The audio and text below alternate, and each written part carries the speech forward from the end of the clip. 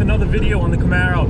Now, in this video, I'm going to be talking about the 7 things that I love about the car. Now, keep in mind, just like my previous video, this is going to be 7 things about the car in general. I'm going to hit on more of the LS swap stuff in this video, just because that's the stuff that I actually love about it. But starting off with number 7, that is going to have to be this steering wheel. Whoa, that was a big hole. All right, so the steering wheel. A lot of people seem to love the steering wheel, and a lot of people seem to hate it. I mean, from what I could see in the comments, people don't have a valid reason to hate it. It seems the #1 reason that everybody comments is, what's with the Cavalier wheel? That doesn't belong in a Camaro. Get rid of that Cavalier wheel. And just the fact that it came from a Chevy Cavalier, everybody hates it. And the people who don't hate it think it's, don't even know it came from a Cavalier. Or, you know, some of them do and they still think it's great. But the main reason for people hating it is just because it came out of a, you know, sub-model car to the Camaro. And to me, that doesn't matter to me. I mean, the wheel that came in this car is so cheap and it's just ugly. I hate it. I mean, now keep in mind, this car was a base model. It wasn't a Z28, it wasn't an IROC. Those cars got the better, I think it's like a 3-spoked wheel with the Camaro logo on the horn button, and it might actually be like leather wrap. It's a way, way better looking wheel than the one that came in the base models. This wheel I got on eBay for 60 bucks. It's in great shape. It came out of a 94 Cavalier, and just overall, it looks so much better than the stock wheel. It actually has bolstering. It's way thicker. It's soft to the touch. It's not like you're holding like a 70s like truck wheel where it's hard and like cold. The horn button's really nice. It has this kind of like faux stitching on it, and it's a little like, you know, cheap looking. But I mean, hey, it's like early 90s GM. But to me, this is a great looking wheel over the factory, you know, base model Camaro wheel, even like the early 90s Camaro wheels. There's just that big, bulky, rubbery, clunky wheel because they had to integrate the airbag into it. So if you're looking to do an easy upgrade, as far as your steering wheel goes, you don't want to spend a lot of money, and you want something that's literally just going to bolt on. You don't need any adapters. I highly recommend getting this wheel. I found mine on eBay. You could probably maybe get one in the junkyard if they still got those cars around.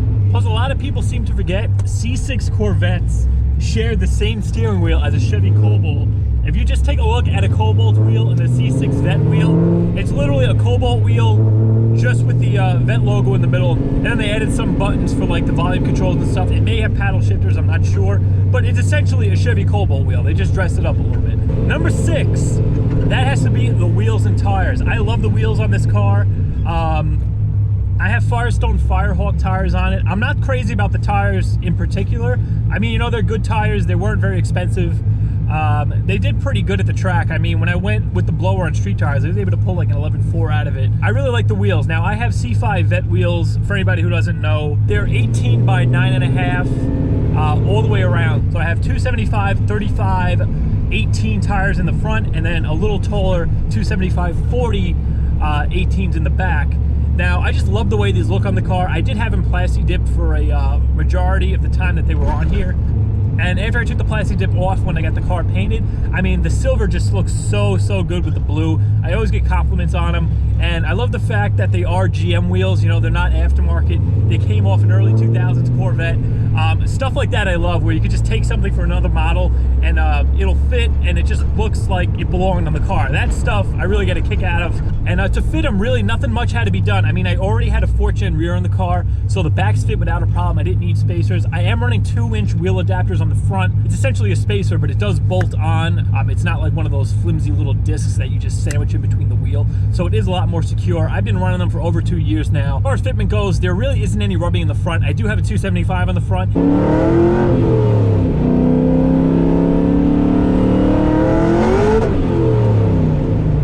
I mean, as far as turns, braking, the car just always sticks. I never had to worry about, you know, breaking loose in a turn or jamming on the brakes and, you know, locking up the tires. I mean, it just sticks really, really good. And I think a lot of that has to do with having a wide 275 on the front. So after hitting on the wheels and the tires, that's going to bring me into number 5, and that's going to have to be the brakes. Now, in the back, I have nothing special. I just had a factory, you know, 97 94 to 97 4th-gen brakes. When I put the rear in, I just kept those brakes. Parking brake, everything works. In the front, I went to the 2007 CTS-V 4 pistons. I mean, there has been a lot of close calls. Just either, you know, people slamming on their brakes, or maybe I wasn't paying attention sometimes. You just stop on a dime without a problem. And as far as fitting them, it really wasn't that much work. I did have to modify the spindles. I mean, nowadays you can actually buy the spindles pre-modified, so it's literally just a swap-in kind of thing. I did all the work myself. You know, I cut the old ears off the old calipers. I have a video walking through that if anyone's interested on how to put those brakes on there. I pretty much just disassembled all of my brakes and did a walkthrough on how everything sets up and what you need to do to get them to fit.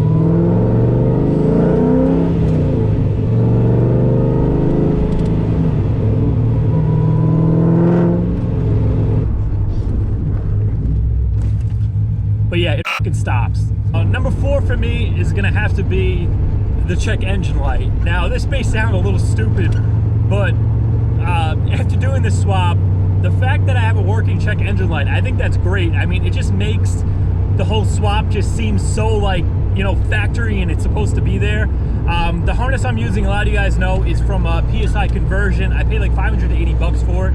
It's a very, very easy plug and play harness. Comes all loomed up for you. Comes with an OBD port, and it comes with provisions for the check engine light. All I really had to do was run the wire from the harness over to one side of the bulb in the cluster. Anyway, you get in the car, you turn the key on, the light comes on, just like any factory car. It does work. You get a misfire or something, you know, the check engine light comes on and you have codes for it.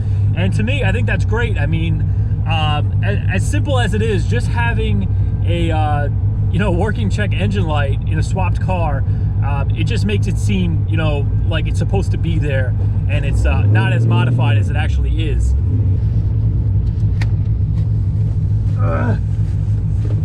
So hot.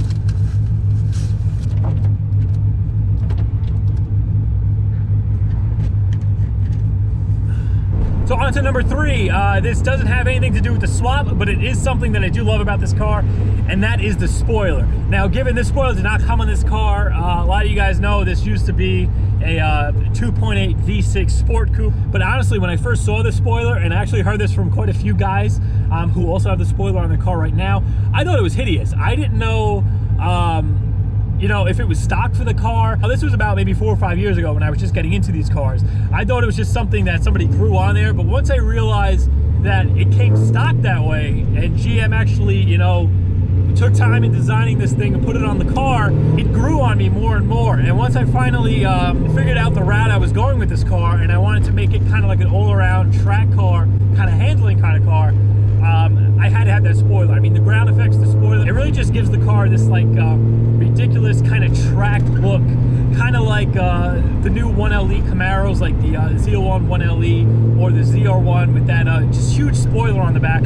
But same thing, a lot of people love it, a lot of people hate it. Both of those cars, I love the spoilers on them. I love the spoiler on this car. I had to do a little modifying to get it to fit. One thing, I took the hatch off of the roller car that I got, where I got the rest of the ground effects.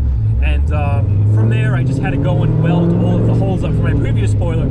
Now, coming in at number 2, that is going to have to be the transmission. Now, this is a T56 out of a 94 Camaro. The 94 to 97 cars had the older style, like LT1 style T56, meaning that it could bolt up to an older small block Chevy, or the LT1s that came in the earlier 4th gen cars. Now, the 98 to 2002 transmissions were made to fit the LS motors. They had a longer input shaft, and the bell housing was different, as well as the front end cover. Now, this stuff I did change on my transmission, because I originally had, after I had the 2.8, I went to a 350 regular carb small block, so I did get the 94 style transmission. It had 97,000 miles on it, according to the guy I got it on Craigslist from. And when I did the LS swap, I did go and change the input shaft, change the front cover, and the bell housing to get it to fit this engine. What I just love about it in general is the power it can handle. Now, this car's putting out around 600 at the wheels, and so far it's been great. I mean, it's handling the power no problem. I beat on it pretty good. It had a couple of track days on the drag radials, hasn't given me a problem, I mean, aside from the clutch slipping. And all in all, it's been really great for, I mean, the amount of miles it has on it, for being completely stock. Even if this thing blew up or I had a problem with it, you could get a kit from Hawks for about like $1,500, and it'll handle like 800 horsepower. Even though the cost to just upgrade it and make it a pretty strong ass transmission, it isn't that much. And not only that though, I just love driving the manual. Yeah, I live in New York. Traffic does suck now and then. Honestly, I never really thought about it. Like when I'm sitting in traffic, I don't hate myself for driving the manual. Now, don't get me wrong, I would love to have an auto like when I was drag racing and stuff. It would definitely improve my times a lot, but that's not the reason why I built this car. This is supposed to be, mostly a street car and a handling type of car. I just do the drag racing for fun. Plus, 90% of the time I'm driving this car on the street. Either I'm driving it to work, I'm just cruising around in it. So I definitely love the manual on the street, and I would definitely not trade it. I just love the feel of being able to, control the car, shift your own gears, hold the gear out for as long as you like. Getting the power band right where you want to be. To me, that's fun. That's why the transmission comes in at number 2 on the list.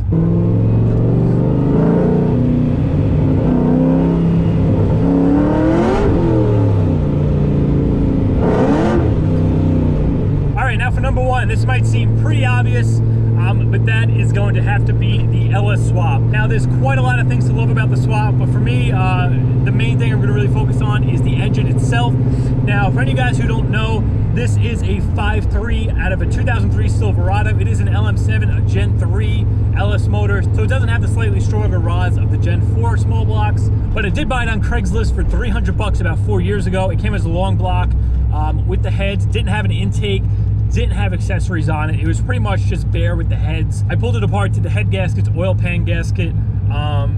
Everything looked good, so I threw it in the car, and it's been running great since. I did upgrade to LS7 lifters. I put in the hard and push rods. I did the rocker trunnion upgrade, as well as LS9 head gaskets and the ARP head studs. So the top end has been taken care of, but it does still have stock heads on it. They are $799, /243. They're not ported or anything. The only thing I actually did to them was mill them down just to bring the compression up a little bit, being it is a 5.3. But I think the compression is still sitting around 9.6 to 1. I mean, for the abuse I've been putting this car through, and even now with the blower on it, it hasn't fought back. It's been doing great. I mean, I only paid $300 for the thing. If it were to blow tomorrow, which I really hope it doesn't, but for $300, I definitely got more than enough of my money out of it. And what I really love the most about the swap is, yeah, going into it, it's gonna cost some money. You gotta pay for the harness. You're gonna have to get a transmission that's gonna work with the motor. You're gonna have to, get your fuel system to work with the fuel injected stuff. If you don't want to go fuel injected, you can run a carb on it. You can get an intake, throw a carb on it, so you don't have to go that route if you don't want to. But I just love the fuel injection. It starts every time. There's no reliability issues. And once you get past all that stuff and actually have your car up and running and swapped, what's great about it is these motors are so cheap. Now, this is an iron block. A lot of people like to go with the aluminum ones. For me, I like the iron. I mean, an iron block came in these cars originally, so not that it really matters. They are a lot cheaper than the aluminum ones. They do handle boost really, really well. Plus, they are just so much cheaper than just like an LS1 or an LS3 or something.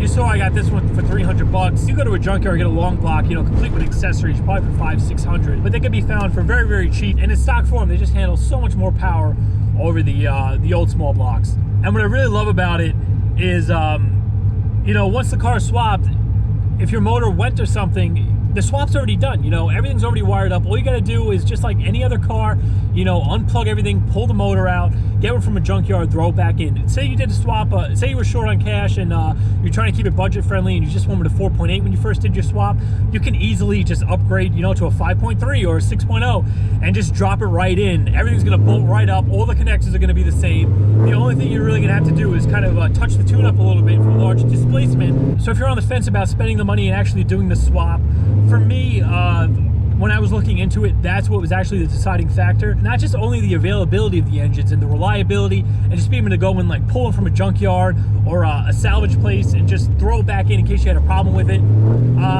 Just the fact that the power, they can handle so much power in stock form, and they just make so much more power stock for stock over the older stuff. I mean, even with this car, when I first did the swap, I had the 5.3 with 706 heads, untouched, didn't do anything to them, still had stock head gaskets on it. The only thing I did was put an LS1 cam in it with factory 4th gen manifolds. They didn't even have headers on the thing, and it put down 310 horsepower on a dyno jet with the 5.3 through the manual, and that is good power. I mean, that's around probably like 350, 360 at the crank for a relatively stock 5.3 small block, not even a 350 to be making that power. I mean, if you're gonna do that on the older stuff, you would have to get a decent sized cam. Even then, you're not gonna be able to fit you know, decent sized cam in one of those motors without having to do valve work or swapping to a set of Vortec heads or something. Even then, the Vortec heads can only handle so much lift before you have to start machining them. So just in stock form, you get the aluminum heads. They can handle so much lift just from the factory. I mean, all you really have to do is get a good set of valve springs and do the bearing upgrade to the lockers, and you're good to go. I mean, the cam in here now, I think it has a max of 612 on the intake side, and the max on the exhaust is around 590 because it is a turbo cam. But to get that much lift out of like an older small block, you're gonna have to get some good aftermarket heads, or you're gonna have to go and get a machine, because it just wasn't gonna happen with the factory smog heads or with the set of Vortec heads. So that's my list of 7 things I love about this car. I hope it helped any of you guys out who are kind of thinking about doing an LS swap. Any of you guys have any questions, you could go message me on Instagram. Link is going to be in the description as usual. I'm always getting messages from guys in the middle of swaps who have any like technical questions regarding like the fuel system, what harness I use, accessories, stuff like that. So definitely any questions you have, send me a DM on Instagram. I'm always trying to answer questions as quick as possible. If it takes a few days for me to reply to you, it's just because I haven't gotten around to looking at the messages. Other way you can get in contact with me, if you just want to leave a comment down below, I always reply to the comments. So any questions you may have, just leave them down there and I can reply to you there as well. But I do have some more work coming on the Tahoe. I actually have half of the transmission lines done. I dropped the pan, I changed the filter, I put some new fluid in it. So that's going to be a 2-part video. You're probably going to see the part 1 of that coming out next, or actually change the fluid and the filter and all that. I do have the hoses, I have to put them on, but I do have a lot of videos coming for that thing. Anyway, I hope you guys enjoyed this video. So until next time, please be sure to like, comment, subscribe, and I'll see you next time.